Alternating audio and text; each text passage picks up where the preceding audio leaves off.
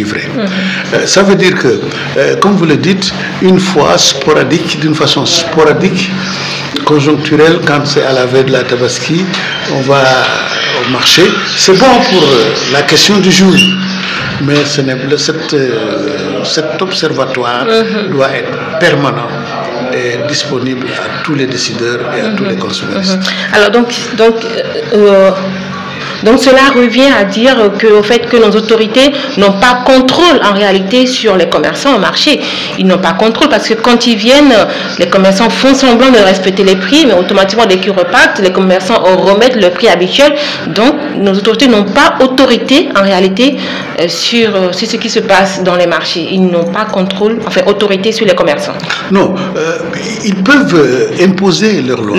Quand ils prennent un commerçant qui a un porte-à-faux avec la loi, on peut le sanctionner. Mais l'État ne peut pas mettre derrière chaque commerçant ou chaque boutiquier un contrôleur et tout le temps.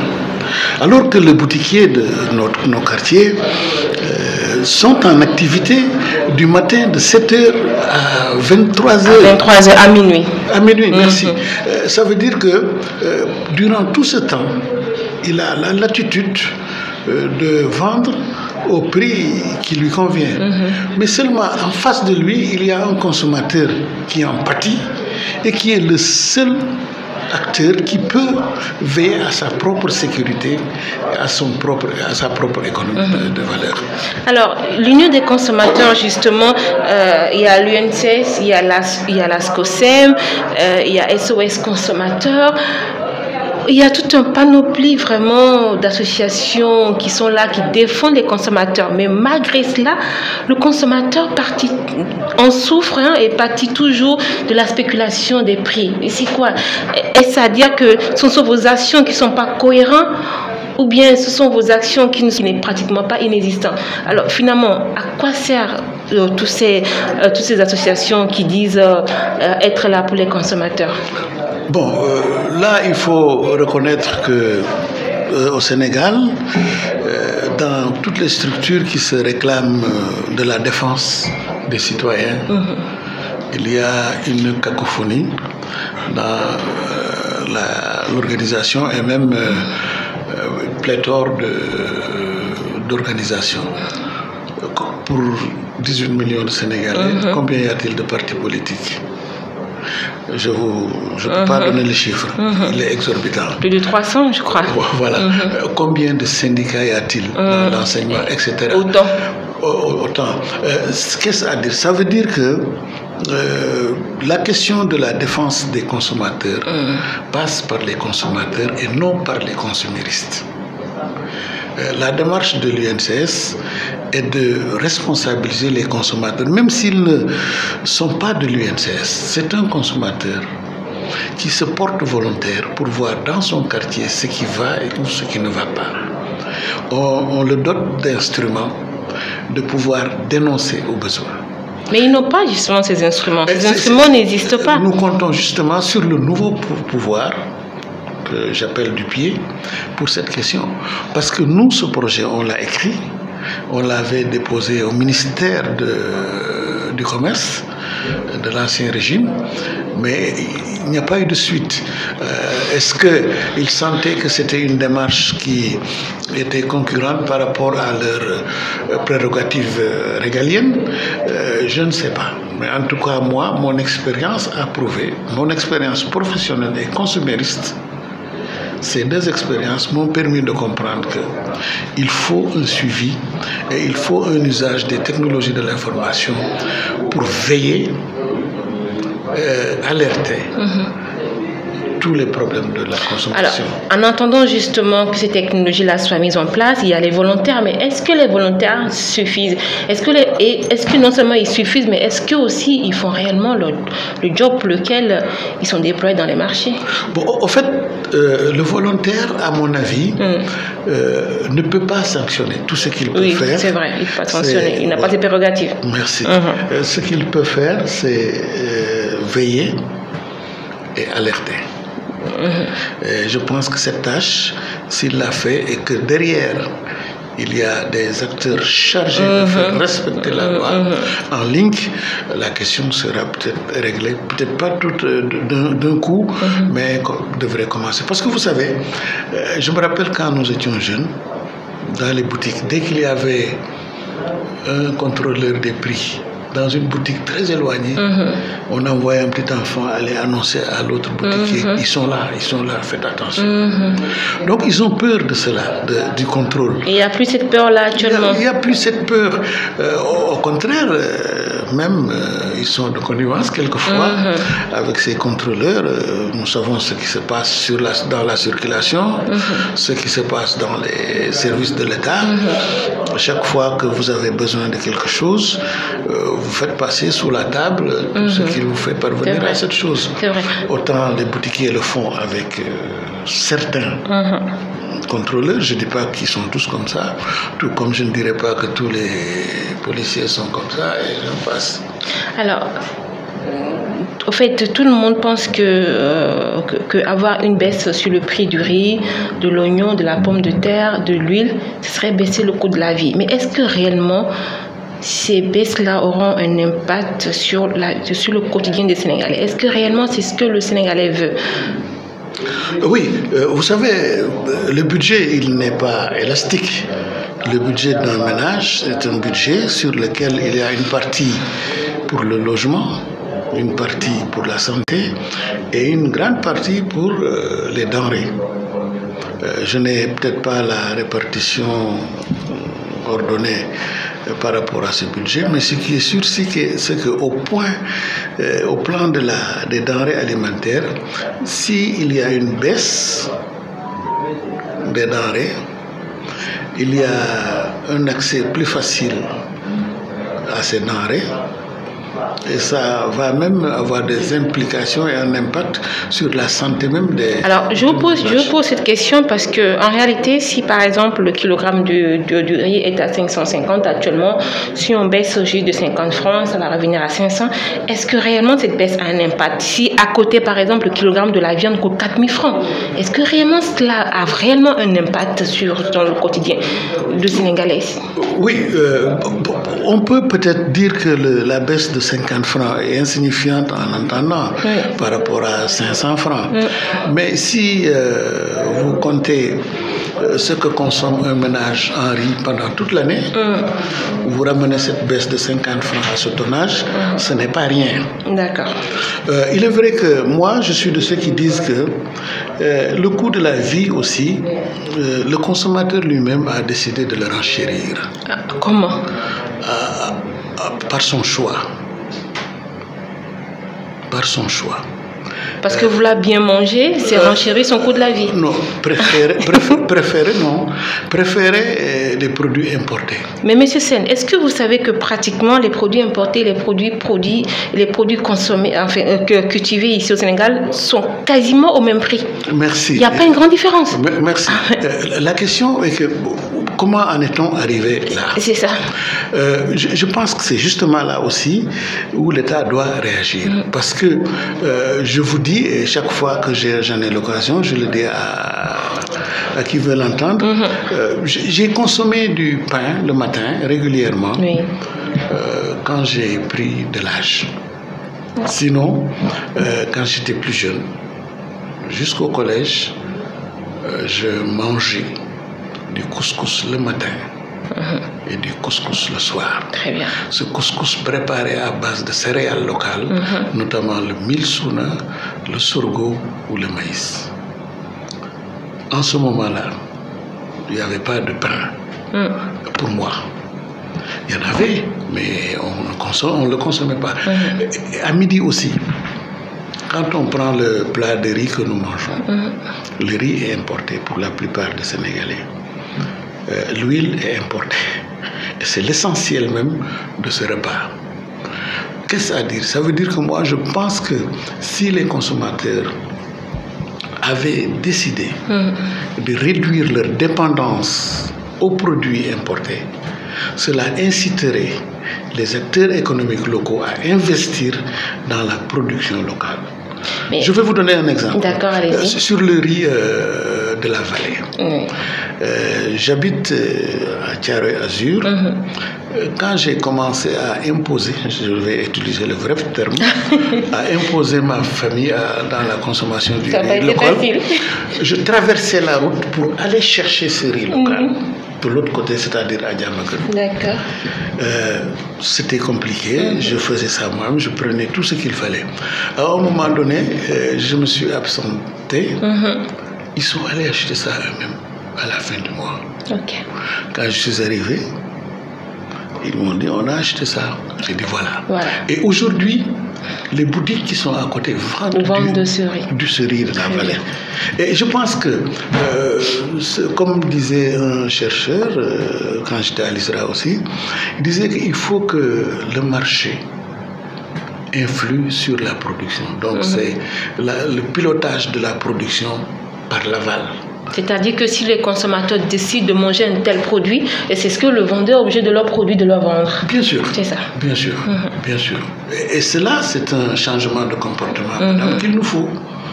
Quand j'allais aux réunions du ministère des Finances, une fois sur la table, avec toutes les personnalités, on parlait du prix du riz, etc. C'était la commission sur les prix. Je leur ai dit que, écoutez, sur la table, autour de cette table, quels sont les chefs de famille qui consomment du riz local chez eux? La réponse était mitigée, il y en a qui ne le faisaient pas. Et je dis aussi que ce n'est pas normal qu'au Sénégal, on parle de la souveraineté alimentaire, oui. Et qu'à l'université, les restaurants universitaires préparent du riz importé. Dans les casernes, c'est du riz importé. Dans les hôpitaux, c'est du riz importé. C'est anachronique. Ce n'est pas une volonté, il faut une volonté politique de l'État, suivie en cela par le changement de comportement du consommateur. Et je pense que c'est ce que le nouveau régime, c'est vers cela que le nouveau régime doit et peut nous amener pour qu'on sorte de ce discours, le coût de la vie, c'est cher, etc. Alors, est-ce que vous savez qu'actuellement, acheter une baguette de pain revient quasiment à moins cher pour une famille que de faire consommer de la bouillie à toute la famille? Parce que actuellement, les bonnes dames qui vendent de la bouillie, il n'y a plus de la bouillie qui coûte 100 francs. Alors qu'il fut un temps, 2 ans en arrière, quand tu amenais ton petit bol, ça pouvait être rempli de bouillie. Mais actuellement, quand tu n'as pas 150, quand tu n'as pas 200, tu ne peux pas faire de la bouillie. Tu ne peux pas acheter de la bouillie. Et au marché maintenant, le kilogramme de 1000 est passé de 250 à quasiment 600. Donc avec tout ça, comment est-ce qu'on peut dire que c'est le consommateur qui n'a pas envie de consommer ce qui est produit chez lui? Quand aller acheter le 1000, le travailler, l'amener au moulin, venir en faire de la semoule, quand tout ça, en fait, ça le coûte de l'argent, ça le coûte du temps, alors qu'avoir une baguette à côté, ça le coûte 175. Donc, est-ce que finalement tout est facilité pour le consommateur? Ah non, du tout, voilà. du tout. Moi, je reconnais que le prix des céréales locales a augmenté, le prix a augmenté d'une façon, j'allais dire, inexplicable et injustifiée. Qu'est-ce que ça veut dire? Ça veut dire que c'est la règle du marché. La demande étant plus élevée que l'offre, les prix grimpent. Il faut reconnaître aussi. Vous voulez dire que la demande en 1000 est plus élevée que... Non, c'est la production qui a baissé. Très bien. Il n'y a plus personne dans le village, dans nos villages, pour produire du 1000. C'est ça. Tous les jeunes qui sont en forme ont tous rallié la ville. Vous le savez autant que moi. C'est ça la question. Donc il faut ramener la production arachidière, la production céréalière à l'importance d'antan. Moi, je prends toujours l'exemple sur moi. Je suis fils de paysan, je suis né dans un village, j'ai grandi dans un village, j'étais à l'école. Mais c'était le grenier. Je ne sais pas si vous connaissez ce qu'on appelle le grenier. J'entends parler, mais je n'en ai jamais vu. C'était un instrument de stockage de céréales. Alors le paysan était fier que la production de cette année trouve dans le grenier d'avoir de la réserve. De la réserve. Et c'est ce grenier, c'est ce souna qui nous faisait manger le soir en couscous. C'est ce souna qui nous faisait manger le matin. Et à midi, qu'est-ce qu'on mangeait? C'était aussi à base de céréales. Il y a de l'art, le nyeleng, j'en passe, il y a énormément de recettes. Je pense qu'il faut qu'on revisite au plan culturel notre patrimoine culinaire. Et cela va aider. Je vois que dans certains restaurants, on le fait, c'est le luxe. Oui. Mais si on le prenait habituellement, ça allait inciter les gens à transformer, d'abord à produire et à transformer, à mettre à la disposition de ce consommateur. Effectivement, le pain est facile. Il est très facile. Et les gens en profitent. Vous voyez le pain, ce que ça coûte le blé. Avec l'histoire de la guerre de l'Ukraine, ce que ça nous a coûté. Alors que, ou bien on produit du blé, si on ne peut pas le produire, on réduit notre dépendance par rapport à ce blé. Et retourner au mil. Retourner au mil. Et même au plan de la boulangerie, je ne sais pas si vous savez, les gens sont en train de faire de l'incorporation. De l'incorporation. Les céréales locales, notamment le maïs, le niébé, et c'est extraordinaire. Alors, on entend souvent des consommateurs, que dis-je, les vendeurs et les commerçants avoir comme prétexte le déficit mondial et la hausse du prix du fret. Ils prennent justement ces deux facteurs exogènes pour eux. Ce sont ces deux facteurs exogènes qui expliquent la hausse du prix de certains denrées alimentaires comme le riz importé, comme l'huile, comme même les pots de tomates et autres. Oui, là je ne suis pas d'accord avec ces opérateurs économiques. Chaque fois qu'il y a une hausse, elle doit se justifier. Et qui est en mesure de juger de cet aspect? C'est l'État. Si l'État sait que le prix à l'export, en tout cas le prix à l'import est à tel niveau, situer les marges, fixer les marges et dire aux commerçants, c'est ce qu'on appelle les prix administrés, vendez à temps. Vendez à temps. Maintenant, le consommateur, si le consommateur est sûr qu'en face de lui, il a un commerçant qui lui vend à la réalité des prix, il ne posera pas de problème parce que c'est son choix. Mais faudra-t-il aussi qu'il ait le choix. C'est-à-dire à la place de ce produit qui est cher, qui est importé, qu'il y ait un produit parallèle, local, moins cher. Et c'est cette balance, c'est sur cette balance que doit jouer l'État. Rendre les produits locaux disponibles et moins chers. Et moins chers, naturellement. Et je pense que là même, il y aura la loi de l'offre et la demande. Ça, c'est sûr. Mais si le paysan qui est au fin fond du Sénégal est obligé d'aller en ville pour acheter son riz, le troquer contre du mil, ça biaise toute la démarche de souveraineté alimentaire. Alors, est-ce que quelque part aussi nos autorités n'ont pas aussi échoué quelque part? Parce que le marché du commerce est complètement contrôlé par d'autres personnes qui ne sont pas des Sénégalais, dans des boutiques, dans des marchés. Ce n'est pas ce ne sont pas des Sénégalais qui sont dans ces marchés, qui sont dans ces boutiques. Est-ce que quelque part aussi on n'a pas trop laissé faire et on a laissé ce secteur-là aux étrangers et qui le contrôlent? Je ne vais pas les nommer bien sûr pour ne pas faire de la stigmatisation, mais on sait que nos marchés et que les boutiques de quartier sont quasiment contrôlées par d'autres nationalités et qui nous vendent à des prix que eux ils jugent nécessaires, qu'ils désirent. D'ailleurs, quand je parle de boutiques, moi, je crains beaucoup plus la spéculation au niveau des boutiques que la spéculation au niveau des marchés. Pourquoi? Et les boutiques, comme vous dites, c'est des non-sénégalais avec qui on vit en parfaite harmonie. On n'a pas de problème d'ordre conflictuel. Mais ce qui est important, il faut reconnaître aussi que le Sénégalais des difficultés à gérer une boutique. Si je me rappelle bien, les boutiques étaient gérées d'abord par les Mours. D'accord. On appelait les Nars. Oui. D'ailleurs, on dit Samanarbi.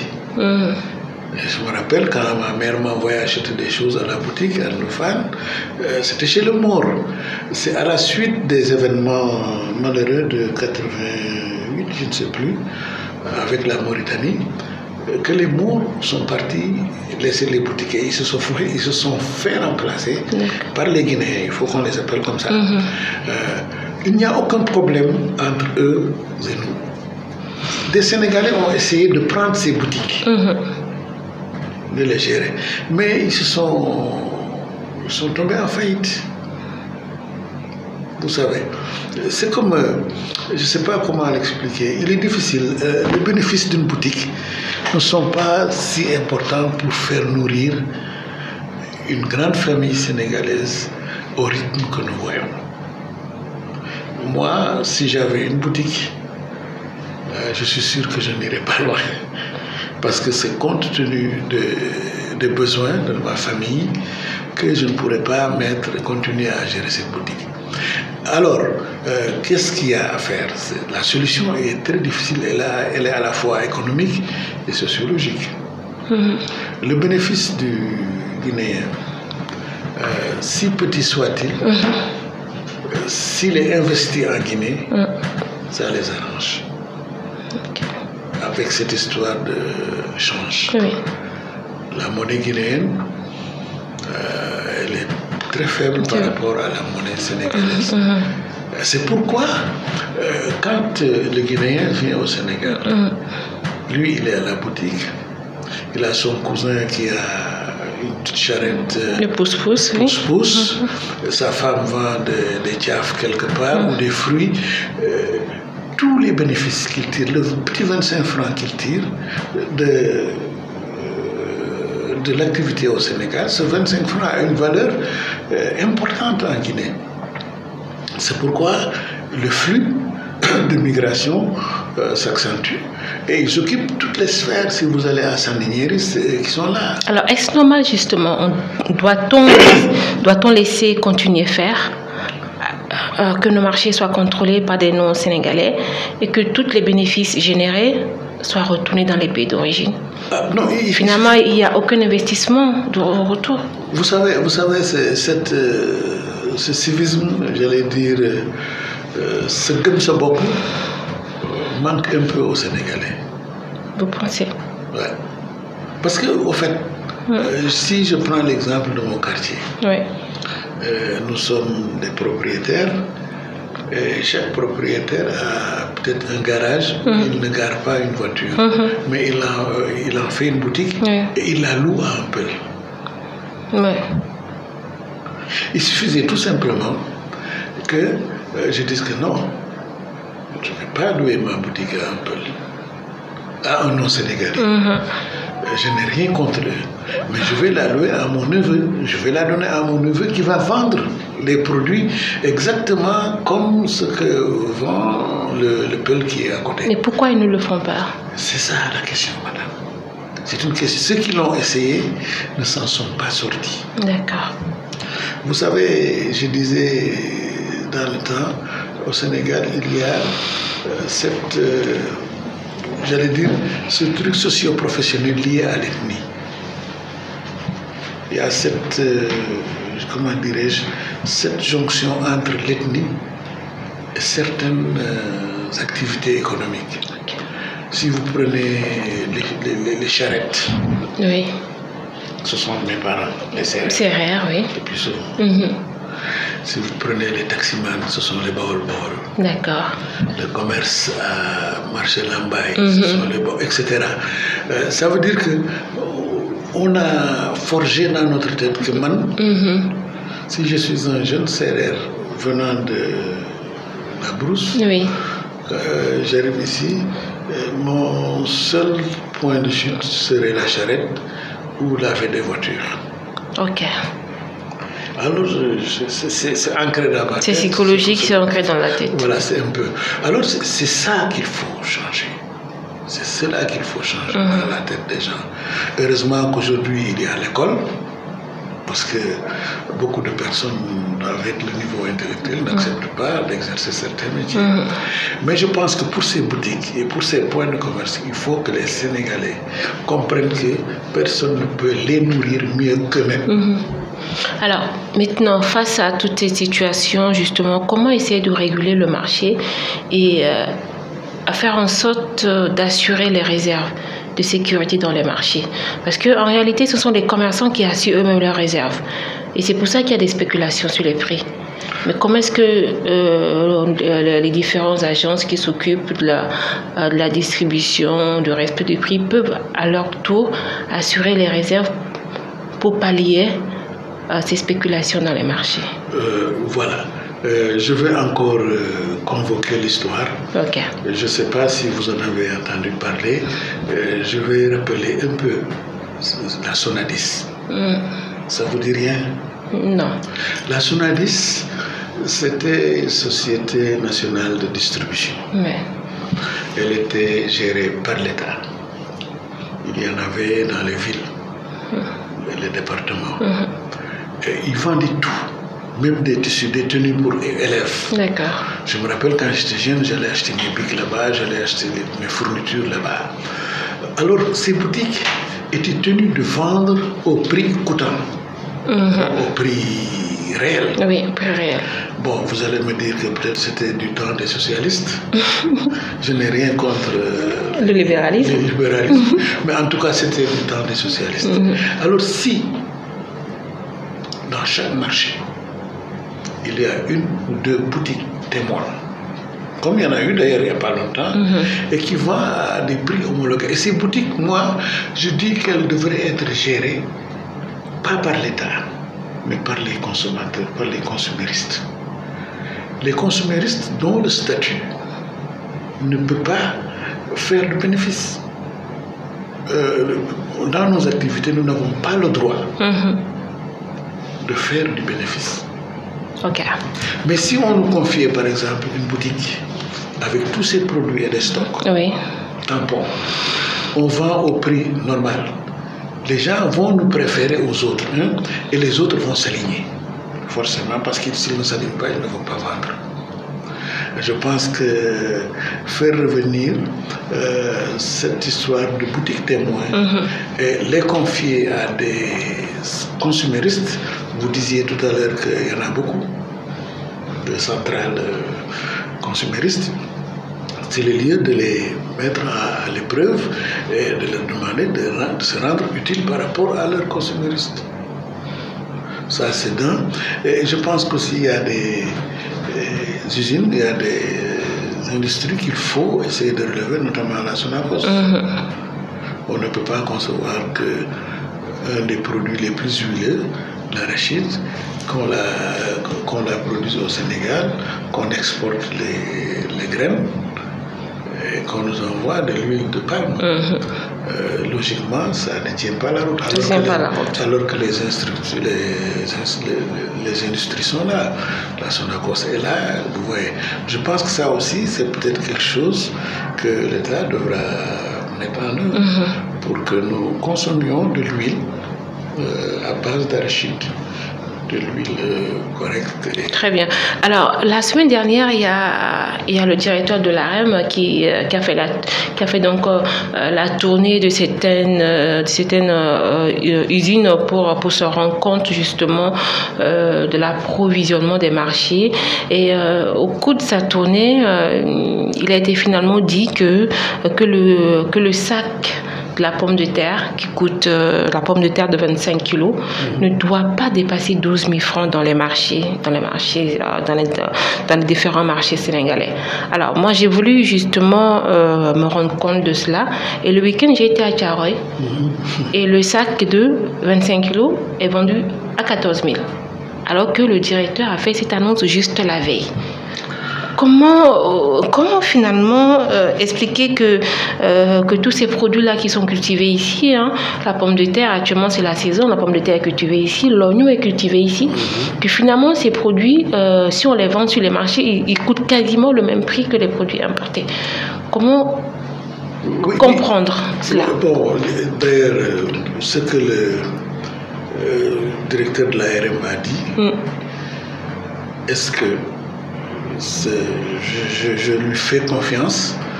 Je pense que quand il dit que ça ne devrait pas dépasser 12 000. Au maximum, pour lui, ça doit être à 12 000. 12 000, je pense qu'il s'est basé sur des chiffres. C'est tellement. Effectivement, moi aussi j'ai travaillé à l'ISRA. On a établi pour certains produits, notamment l'oignon et la pomme de terre, des coûts de production. Ces coûts de production ne peuvent pas permettre aux producteurs de vendre à un certain prix. Mais vous savez, au Sénégal, beaucoup de choses sont conjoncturelles. On fonctionne à la conjoncture. Il suffit de sortir de votre bureau aujourd'hui pour savoir que c'est demain, c'est dans quelques jours la Tabaski. Et là, les prix flambent. Tout flambe. Les gens se laissent aller. C'est ça. Parce qu'ils savent qu'en réalité, le consommateur n'a pas le choix, il a besoin de ce produit. Bon, je pense que c'est vrai. On se dit religieux, une république de croyants. Nous sommes tous croyants au Sénégal, qu'on appartienne à une religion, à une autre. Mais je pense qu'on ne met pas cela en réalité, on ne le met pas en œuvre, oui. Dans nos activités. On ne l'applique pas. Parce que chaque fois que je peux gruger madame, je la gruge. Surtout quand madame est dans le besoin. Regardez le transport. Ils vont doubler, voire tripler. Rien ne l'explique. Rien ne l'explique. Le carburant n'a pas augmenté. Non, rien ne l'explique. Ils vont vous dire que oui, on est obligé d'aller et de revenir vite. Mais qu'est-ce qu'ils leur demandent de revenir vite? Tout ça, ça ne tient pas la route. Ça tient pas la route. Je pense que là, quand même, j'ose compter sur le nouveau pouvoir pour ramener les gens à l'ordre. En réalité, en fait, nos commerçants, nos vendeurs ici, sont même plus riches que nos producteurs, que nos cultivateurs. C'est-à-dire que celui qui cultive son produit, la banane par exemple, il vend peut-être le kilo à 200 francs à Tambacounda. Il le transporte, le commerçant va l'acheter à Tambacounda à 200 francs, le transport de Tambacounda à Dakar et vient le vendre à 1000 francs le kilo. Donc, c'est quand même exagéré. C'est de l'usure. C'est de l'usure. C'est de l'usure, c'est de la spéculation. Aujourd'hui, malheureusement, il faut que ça se dise, ce sont les deux bouts de la chaîne qui souffrent du coût de la vie. Le producteur, il dépense beaucoup pour produire et il vend à un prix normal. Quelquefois même, il a des difficultés de vendre. Le consommateur, il gagne à peine sa vie et on lui demande d'acheter le produit que le producteur a vendu à moins cher, de l'acheter cher. Parce que tout simplement, c'est la Tabaski, c'est la Korité, c'est la fête de fin d'année, etc., etc. Ou bien même, il joue sur la fibre de l'État. Je me rappelle, je faisais partie de ce comité de veille sur les exports des importations. Vous savez, l'oignon notamment et la pomme de terre sont produits au Sénégal. Mais pour l'oignon, je vais vous dire, le Sénégal produit près de 400 000 tonnes d'oignons par an. Oui. Et n'en consomme pas autant. Le paradoxe. C'est un paradoxe. Le paradoxe est là. Seulement la production est concentrée dans le temps. C'est pourquoi le Sénégal est autosuffisant 7 mois sur 12 et les 5 autres mois, c'est de l'importation. Et on perd 20 à 30 voire 40% de la production. Parce qu'on n'a pas post-récolte. On n'a pas de stockage. Alors, moi, je m'étais dit, parce que je suivais les marchés, une chose m'a frappé, quand tout au début, des gens sur le marché découpaient l'oignon. Je ne sais pas si vous êtes allé au marché, vous avez sans doute eu, parce que vous ne pouvez pas faire ça à la maison, ça vous pique les yeux, ça prend trop de temps. Autant acheter 500 grammes d'oignon déjà coupé, épluché quoi. Alors, quand j'ai vu cela, j'ai dit, mais attends, pourquoi l'industrie sénégalaise ne fait pas de la recherche pour conserver l'oignon sous cette forme? De cette forme, c'est vrai. Pourquoi pas? Pourquoi pas? Vous allez à Auchan, par exemple, pour des gens comme vous qui habitez en ville, vous allez à votre marché du dimanche où votre bonne va acheter. Allez, c'est un sachet bien hygiénique, mais c'est de l'oignon ramené. Vous n'avez tout simplement qu'à mettre dans la marmite et ça passe. Et cela permettrait de transformer l'excédent d'oignon et de le conserver. Peut-être que de 7 mois d'autosuffisance, on pourrait aller à 8, 9, jusqu'à ce qu'on ait V2. Parce que rappelez-vous bien, et ça tout le monde, en tout cas tous les spécialistes le disent, c'est 400 000 tonnes d'oignons par an. Oui. Et même cette année, il y en avait plus. Il y avait plus, oui. Et le Sénégal ne consomme pas 400 000 tonnes. Donc en réalité, au fait, on a tout simplement un problème de stockage, de pouvoir omettre le supplément pour pouvoir le consommer ultérieurement. Voilà, la pomme de terre aussi, c'est ça. C'est pourquoi les industriels, les agro-industriels qui se sont installés au Sénégal, notamment dans la région de Saint-Louis, s'activent dans la conservation. C'est pourquoi d'ailleurs l'État, l'ARM, leur demande de bloquer leur production pour permettre aux producteurs qui n'ont pas ce système, ces dispositifs de conservation de vendre leurs produits. Mais je pense que vraiment qu'il est temps maintenant pour pouvoir généraliser ce système de conservation. Maintenant, tous les producteurs doivent pouvoir avoir ce système de conservation, peu importe le coût que cela puisse coûter.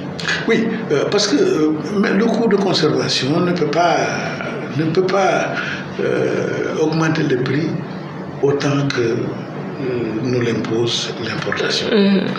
Parce qu'il y a avec l'oignon par exemple, il y a des systèmes de conservation, il y a les abris séchoirs. La recherche a fait beaucoup de choses. Il y a la conservation au frais. Tout cela, il suffit tout simplement de mettre des magasins de stockage adaptés, de conservation, mais aussi il y a deux choses sur lesquelles il faut vraiment travailler, c'est le choix des variétés à conserver et aussi l'itinéraire technique, parce que vous savez, avec l'oignon, si vous le récoltez pendant qu'il est encore gorgé d'eau, sa conservation va poser problème. C'est pourquoi on dit qu'avant même de récolter l'oignon, il faut laisser sécher la maturité pendant 15 jours avant de l'enlever, comme ça il se sera débarrassé de tout son surplus en eau. D'accord. Alors, peut-être une dernière question. Alors, on m'informe que le débat était tellement intéressant qu'on n'a pas vu le temps passer. Votre dernier mot, M. Sène?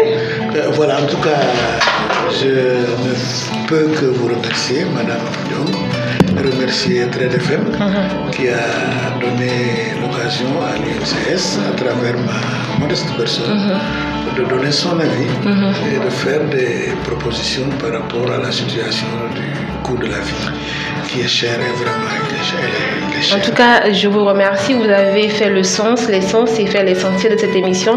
Et j'espère justement que vos propositions et contributions seront retenues, parce que justement notre radio est écoutée par une certaine élite de ce pays. Je vous remercie et je vous rappelle que vous êtes justement membre du comité directeur de l'UNCS chargé de l'approvisionnement des consommateurs en denrées de première nécessité. Je vous souhaite une bonne fête de la Tabaski par anticipation. Merci beaucoup. Merci et à très bientôt. Merci chers auditeurs, à mardi prochain. Merci et bonne fête de la Tabaski.